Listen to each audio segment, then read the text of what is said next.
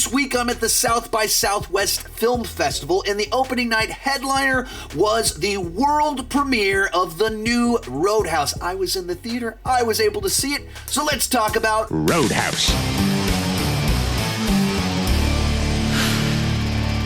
Hi, my name is Sean, and I love to talk about movies and TV way too much. With that in mind, go ahead and join me down below in the comment section. Share your excitement level for the new Roadhouse and give me the context. Did you grow up watching the old movie? Did you just love the new trailer? Are you furious that they are even making a new Roadhouse? Because we don't need another remake. Let me know down below in the comment section. Also, later in this video, I will be sharing some reactions from some of the people I watched the movie with, and all of us got a different ages coming in, exploring Roadhouse from a different perspective, and all of us kind of having a different takeaway about the film. Now, as I mentioned, I saw this at the world premiere at South by Southwest, and Saturday, the initial Rotten Tomatoes score dropped for the film, and it was 100%. And that is incredibly misleading. And a lot of times coming out of these film festival world premieres, you get these inflated Rotten Tomatoes scores, and you have to keep a couple things in mind. First off, that 100% for Roadhouse only had 5 reviews counted. That's a very small sample size. Second, those 5 people that got it that 100%, they saw it at the world premiere, which is the most fun and exciting context where you can watch the movie. You are the first audience to see the film. Before the movie started, Jake Gyllenhaal walks out and amps up the crowd, and he goes, "Hey, by the way, Conor McGregor right there in the crowd. By the way, Post Malone right over there in the crowd." That's an exciting way to watch a movie. But every time an actor is introduced, the crowd went nuts because the person is in the room. Then after the whole movie, the whole cast comes up on the stage, does a Q&A. That is the coolest way you can watch a movie. So you have to keep in mind, a lot of that happens with these film festival world premieres where you get inflated numbers because there's an enhanced experience in that context. Since then, the score has dropped. With that said, let's get started with the good. And if I had to give this movie a one-word review, it would be fun. The script is designed to be fun, the actors are playing fun characters, and it seems like the actors had a lot of fun while making the movie. It is designed to just try and put a grin on your face. So right out of the gate, we get into the action very quickly, and it's ridiculous. And then we also get into the humor very quickly. The whole movie is filled with jokes, action, ridiculous set pieces, all designed to entertain the audience. At the center of all of it is Jake Gyllenhaal, who is just oozing movie star charisma. Like, the whole thing is built around the fact that he can just walk into a space, smile, take his shirt off, and it is wildly entertaining and fun to watch. And he's doing kind of like this certain deadpan's not the right word for it, but kind of this underplaying the moment comedy all throughout the entire film, where he's in these very intense situations where people are looking for fights, people have done something aggressive towards him, and he's just kind of like very nonchalant about the whole thing. And every time he does it, it works, it's funny, it lands, and it's just like built around a guy that can just be that charming in any kind of scenario, and that commits to the role enough to just get absolutely jacked with a six-pack and everything like that. So it's that kind of movie. To its credit, this is very much a reimagining of Roadhouse, where it has the main big idea, a few of the iconic lines here and there, but really this is doing kind of its own spin on it. It's not just rehashing what was done before, trying to bring something new and different to the table that kind of fits into 21st century. Along those same lines, Doug Liman employed a bunch of new techniques in how they shot the fight sequences, or at least new in the sense that I don't think I've seen a movie that employs these types of tricks, camera work to this extent. And they're designed to just be very immersive and put you so present in the middle of the fight where you feel very close to the action. So every time a person is punched, it just feels like it's a violent act right in front of you.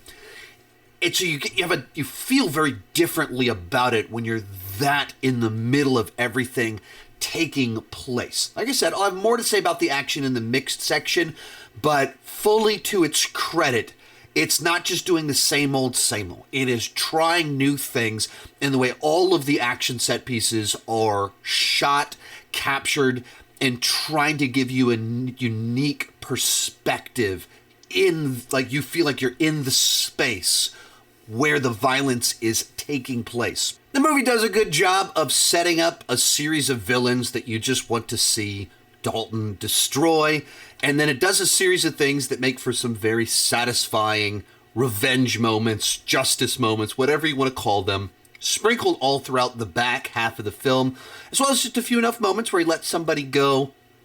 It's kind of fun. It's kind of nice. Now, I'll say this. If you watch the trailer and you went like, that looks like a lot of fun, I think I'll like that, you will probably have a lot of fun with this movie, and it's disappointing that you won't be able to see it on the big screen. This movie played fantastic with a packed theater. Once again, the packed theater that I watched the movie with was also with the stars of the movie, and that amplifies everything.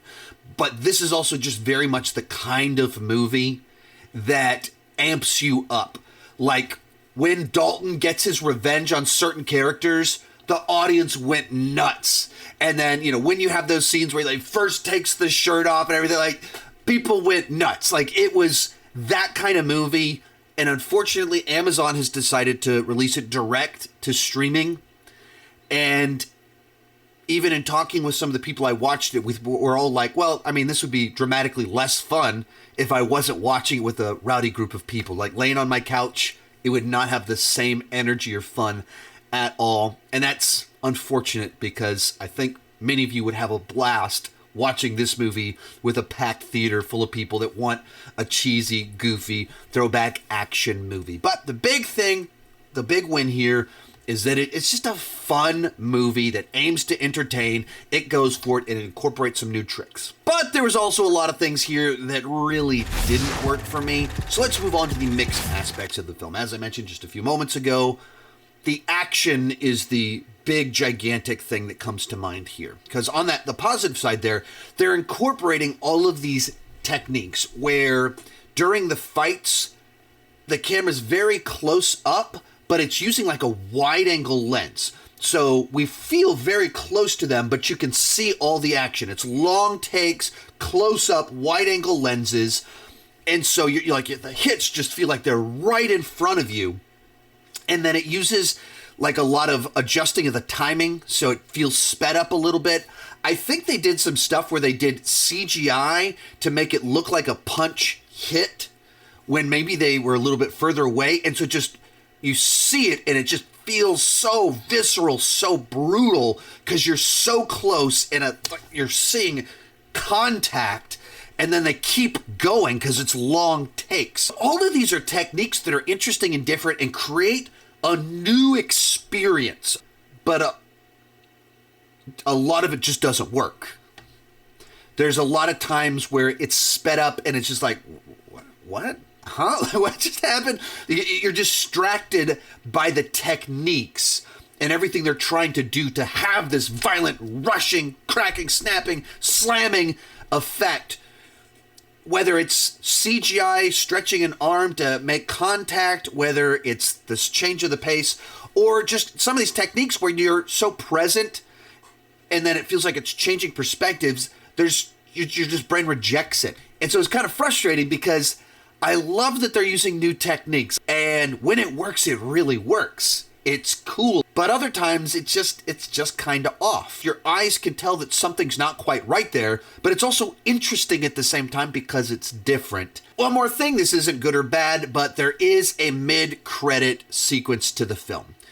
And it's, not too far in, so you might as well stay to watch it. It's not like a major plot point. It's just kind of one more scene with a character, one more laugh, and, it's worth sticking around for, but it's nothing particularly amazing.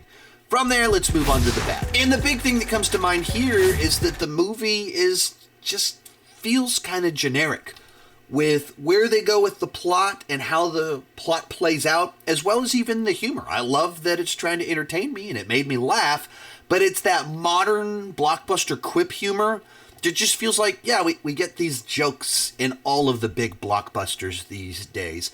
So the big thing that kind of gave it a little bit more of a generic feel to it is in kind of how they tried to reimagine the story, where Dalton, now, instead of being a legendary bouncer cooler like he was in the original Roadhouse, he's now a legendary former UFC fighter. And so it's a shift that gives him a bit of a different backstory, more layers to his character, perhaps. But what it also means is that the movie as a whole doesn't dive as much into the bouncer cooler culture as the original film. In fact, the Roadhouse itself and all of the bouncer culture stuff, it's kind of sidelined. It's secondary to this whole plot line about the corruption in the city that's taking place. And that bouncer stuff is what made the original one pop. It was corny, it was cheesy, but it was the bar fight movie. And just these little details of, Dalton walks in and they realize who he is, and I thought you'd be bigger.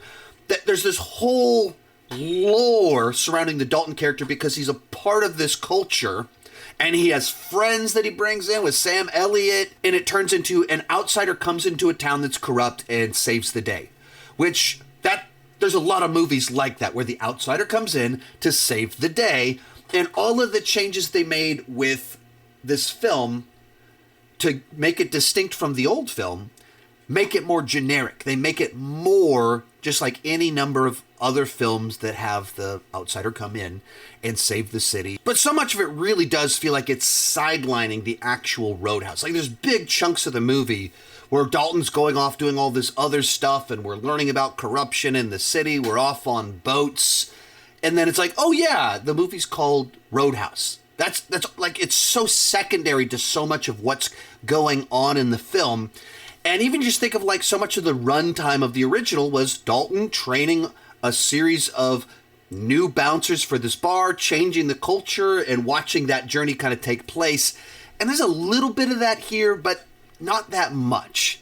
And so you're just losing those distinctive elements that made Roadhouse a classic or a cult classic that stuck in the popular culture for now over 30 years.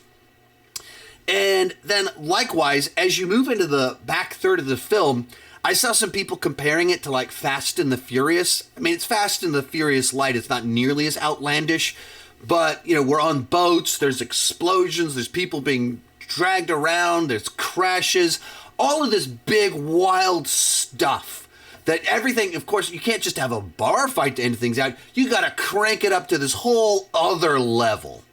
And I don't know that any of that makes it better because we've seen explosions and chases and crashes. The distinctive thing here was the Roadhouse, the cooler, the bouncer subculture stuff. And so when you minimize that, your movie just kind of feels like so many other movies.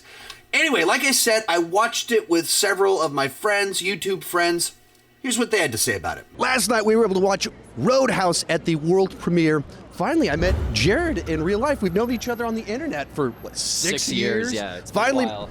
Finally met in real life. What'd you think about Roadhouse? I thought, again, in the room, it was explosive. People were cheering, having a great time. I thought it was very action-packed. Sydney, what'd you think about it? Honestly, I ultimately really liked Roadhouse, and I didn't have high hopes because we've gotten so many unnecessary remakes lately, and I do like the 80s version. I think it was a very awesome time in American cinema of just cool guy action flicks. But what I liked about this remake is that it felt very self-aware about that fact, and it was willing to poke fun at itself and poke fun at the concept. I only saw the original Roadhouse for the first time the night before, Wednesday night, in preparation for this. Not a great movie by objective standards, but I really enjoyed it. As for the remake, I enjoyed it less than the original. Again, the 80s one, love it. But this one, It's different because the backstory with the UFC fighting, I liked how they added that, a little bit of depth in there, but I don't think that they leaned into it as much as they probably should have. Well, and they took away some of the cooler bartender culture of Dalton having all these friends and added in this UFC thing that didn't necessarily have a tie into the story and the lore in the same way Dalton's backstory did in the previous version. Yeah.